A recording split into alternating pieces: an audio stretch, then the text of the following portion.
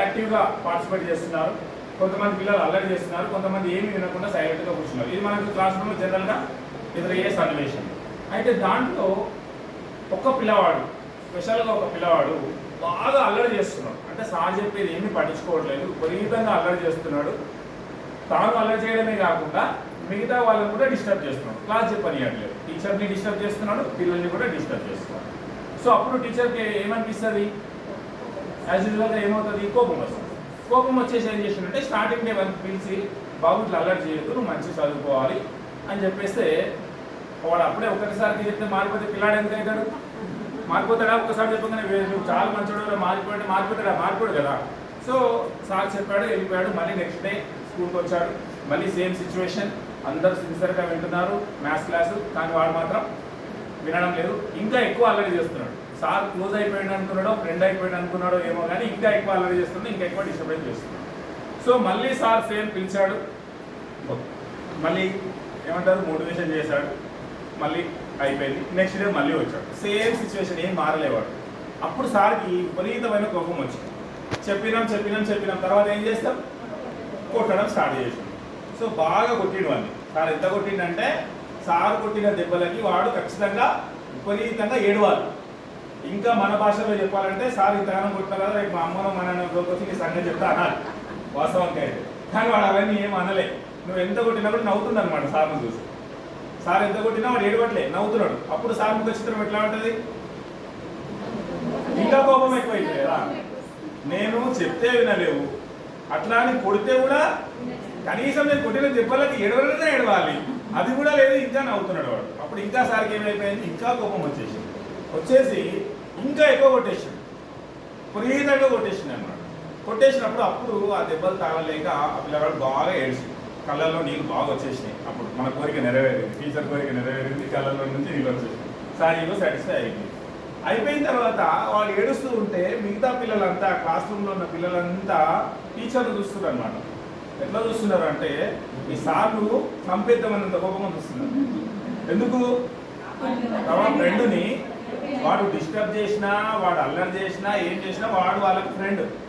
So మా ఫ్రెండ్ని ఇంతగానో కొడుతుండు ఈ సారు, ఎక్కడి నుంచి వచ్చిండో ఈ సార్ రాకపోయినా బాగుండే, ట్రాన్స్ఫర్స్ ఎందుకైనా ఏమో మాకు వచ్చి కాలపడ్డాడు ఈ సార్ అనుకుని తిట్టుకుంటూ ఇట్లా చూస్తున్నారు అనమాట, బాగా మింగేద్దాం వినను అన్నట్టు.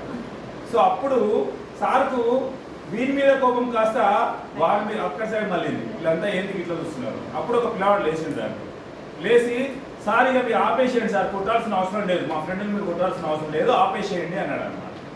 అనగానే సార్ ముఖ చిత్రం ఎట్లా ఉంటుంది? అప్పుడు నేను కొట్టింది వీణేది, నీకేం బాధరా, నిన్నేం కొట్టిందా, నువ్వెందుకు అంతగానో మాట్లాడుతున్నావు, నాకే ఎందుకు మాట్లాడతావా అని వీడిని వదిలేసి సార్ వాని దగ్గరికి వెళ్ళిపోయాడు అనమాట. ఎందుకంటే నేను కొట్టింది వీడిని, నిన్ను డిస్టర్బ్ చేస్తున్నానే కదా నేను వాడిని కొట్టింది, మరి నువ్వు వచ్చి వాడికి సపోర్ట్గా లేచినవేంద్రా అని వాడిని కొంచెం కోప్పడితే, అప్పుడు ఆ పిల్లగాడు ఏమన్నాడంటే, సార్ మీరు ఎంత కొట్టినా వాడు మారడు, ఎందుకు అంటే వానికి అమ్మా నాన్న ఎవరు లేరు, వాడు ఒక ఆర్ఫను, వాడు స్కూల్లో జాయిన్ అయ్యి 1 వీక్ అయింది, వానికి అమ్మా నాన్న లేనందుకు ఎవరో ఒక అనాథాశ్రమం వాళ్ళు తీసుకొని పెంచి వాడిని ఇక్కడికి పంపిస్తున్నారు, వానికి టైంకు భోజనం పెట్టేవాళ్ళు లేరు, టైంకు బట్టలు వేసేవాళ్ళు లేరు, తిన్నవా తినలేదా అడిగేవాళ్ళు లేరు, మరి అటువంటి మీరు ఎందుకు అంతగానం కొడుతున్నారు సార్, కొడితే ఏం లాభం సార్ అని అడుగుతుంది. అప్పుడు ఆ సార్ ముఖ చిత్రం ఎట్లా ఉంటుంది? ఆ కన్నీళ్ళు సార్. ఇక్కడ సార్ చేసిన పొరపాటు ఏంటి?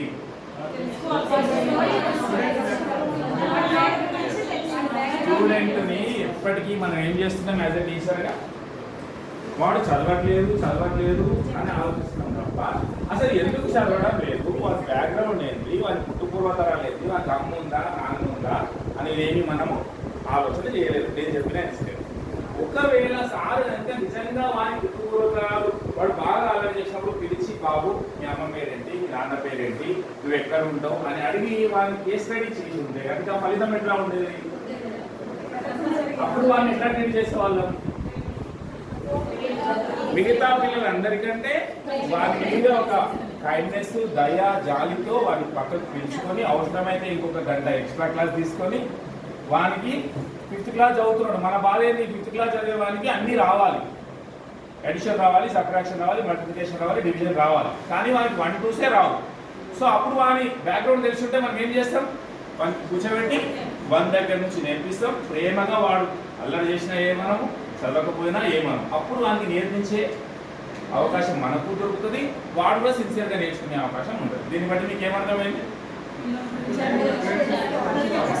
ఫస్ట్